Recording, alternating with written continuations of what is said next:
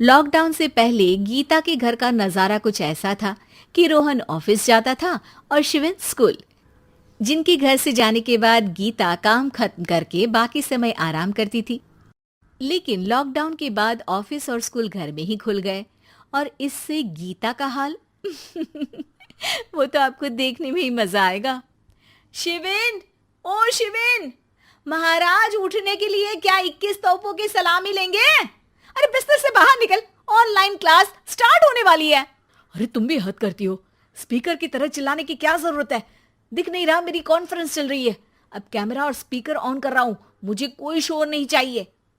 इस पर जैसे ही रोहन लैपटॉप का कैमरा और स्पीकर ऑन करता है तभी कुकर की सीटी बजती है। करा लो अब इसे चुप। लॉकडाउन नहीं हुआ, मेरी मौत का फरमान जारी हो गया। दोनों बाप बेटे ने नाक में दम किया हुआ है। ऐसा बोलकर गीता वहां से शिविन के कमरे में पहुंच जाती है, जहां शिविन अभी भी सो रहा होता है। ओ आलसी, अब अगर 5 मिनट में नहीं उठाना तो आज तेरा गेम और यूट्यूब कैंसिल। माँ की बात सुनकर शिविन बिना 1 मिनट गंवाए उठ खड़ा होता है। उठ गया, अभी नहाकर भी आता हूँ। ये नाटक कहीं और, मुंह पर गीला कपड़ा मार और पढ़ने बैठ। शिविन की ऑनलाइन क्लास स्टार्ट हो जाती है, जिस पर गीता उसे वहां बिठाकर रसोई में चली जाती है।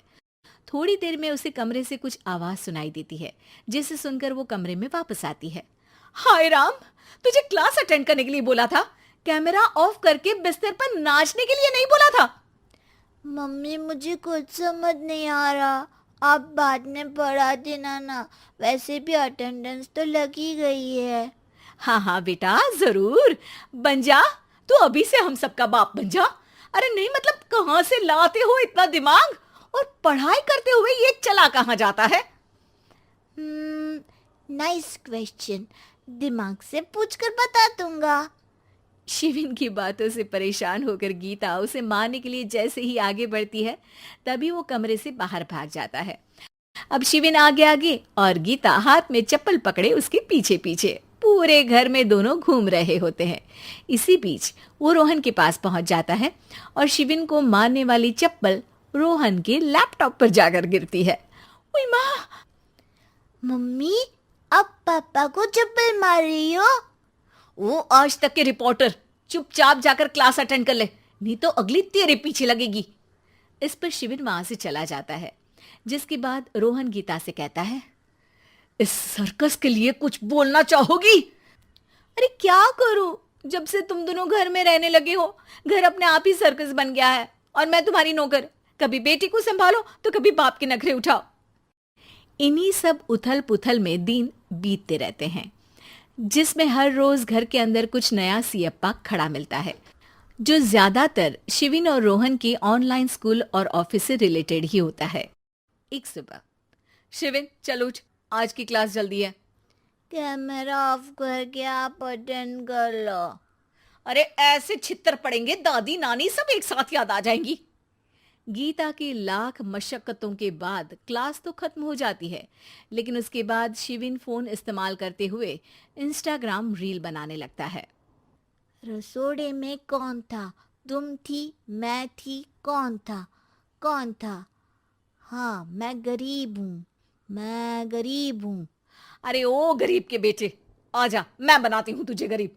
मैं बताती हूँ रसोड़े में कौन था। पढ़ाई करने बोलो तो इनकी माँ मर जाती है और ये पागलपंतियां जितनी मर्जी करा लो। गीता शिविन को डांट रही होती है, तभी रोहन बीच में बोल पड़ता है। अरे बच्चा ही तो है, इतना गुस्सा क्यों कर रही हो? बेटे का साथ देने की इसी एक कोशिश में अब शिविन के साथ साथ रोहन भी गीता के गुस्से की सूली पर चढ़ जाता है। अगर बेटे पर इतना ही प्यार आ रहा है तो इसे क्लास अटेंड क्यों नहीं कराते, इसका होमवर्क क्यों नहीं कराते? उस समय तो बहुत जल्दी मीटिंग आ जाती है, वो काम मैं करूं और यहाँ इस बेफिजुली की चीज में तरफदारी करके बन जाओ महान। हे भगवान, कोई तो इनके ऑफिस और स्कूल खुलवाओ, मैं इन्हें और घर में नहीं सह सकती। अरे कुछ और मांग लेती, क्योंकि तुम्हारी ये विश इस साल तो पूरी होने से रही, कोरोना। हाय नास पिटे ने जिंदगी ही बर्बाद कर दी। खाए कोई पचाए कोई, कल मुझे चुन चुन कर सबको मेरी बद्दुआ लगेगी। उन्होंने दुनिया का और इन बाप बेटे दोनों ने मेरा जीना मुश्किल कर दिया। गीता वहां से चली जाती है, जिसके बाद रोहन शिविन से कहता है, अरे तुम्हारी मम्मी इतनी भड़की हुई क्यों है?